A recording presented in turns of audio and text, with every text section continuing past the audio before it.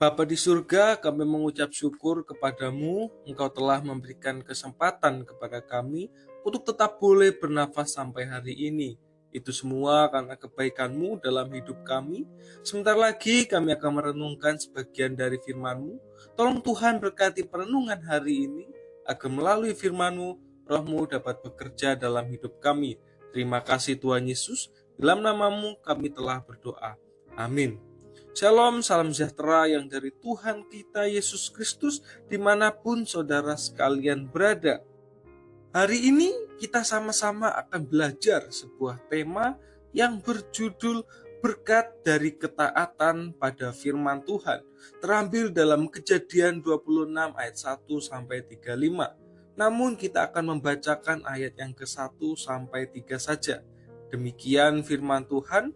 Maka timbullah kelaparan di negeri itu.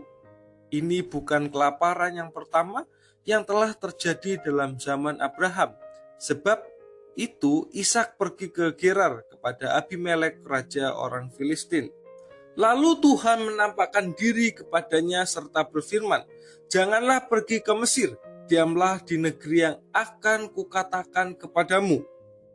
Tinggallah di negeri ini sebagai orang asing, maka aku akan menyertai engkau dan memberkati engkau, sebab kepadamulah dan kepada keturunanmulah akan kuberikan seluruh negeri ini, dan aku akan menepati sumpah yang telah kuikrarkan kepada Abraham ayahmu."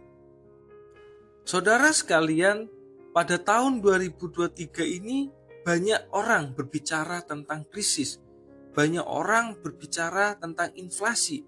Pada tahun tersebut akan terjadi kelaparan dan lain sebagainya.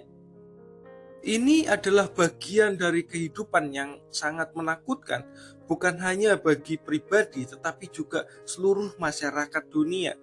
Terjadi kelaparan di suatu tempat, ini bukan hanya terjadi pada satu orang saja, melainkan suatu daerah, bahkan sampai seluruh negeri. Inilah yang dialami oleh Ishak pada waktu itu. Bukan hanya pada zaman Ishak terjadi kelaparan, pada zaman Abraham dan Yakub pun terjadi bencana yang sama. Namun ketika dalam situasi tersebut kita dapat melihat bagaimana Allah bekerja untuk memelihara umatnya. Allah ingin agar semua orang-orang yang dipilihnya bisa taat dan mengandalkan kehidupannya kepada Allah. Meskipun keadaan yang ada di sekitar kita tidak sedang baik-baik saja. Saudara sekalian, keadaan atau kondisi-kondisi krisis tersebut di luar kendali kita sebagai manusia. Namun keputusan untuk taat kepada Allah, taat kepada apa yang Allah perintahkan adalah keputusan mutlak yang dapat kita ambil saat ini. Dan taat kepada firman Tuhan yang telah kita baca. Jadi dalam kondisi tersebut, mungkin secara logika duniawi mengarahkan kita untuk melanggar perintah-perintah Tuhan. Nah, saat itulah kita diperlihatkan apakah kita tetap mau taat kepada Tuhan atau lebih mementingkan kelangsungan hidup saudara sekalian. Ishak adalah salah satu contoh tokoh yang dapat kita pelajari bersama-sama, bahwa ia adalah salah satu seorang yang mengalami berkat Tuhan secara luar biasa karena mau taat melakukan apa yang Tuhan perintahkan meski dalam situasi yang tidak mendukung sekalipun. Ketika terjadi kelaparan hebat, Tuhan melarang Ishak untuk pergi ke Mesir, melainkan tinggal di Gerar, suatu tempat di Filistin. Tinggallah di negeri ini, yaitu Filistin, sebagai orang asing. Maka Tuhan akan menyertai engkau dan memberkati engkau, sebab kepadamulah dan kepada keturunanmulah akan Tuhan berikan seluruh negeri itu, dan Tuhan akan menepati sumpah yang telah Tuhan berikan kepada Abraham ayahmu.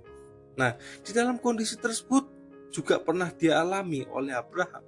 Namun Abraham pada waktu itu gagal ketika menghadapi krisis makanan. Abraham justru pergi ke Mesir. Namun dalam bagian ini kita belajar Ishak tidak melakukan apa yang ayahnya lakukan pada waktu itu. Ishak belajar dari ayahnya untuk tetap tinggal di tanah perjanjian itu.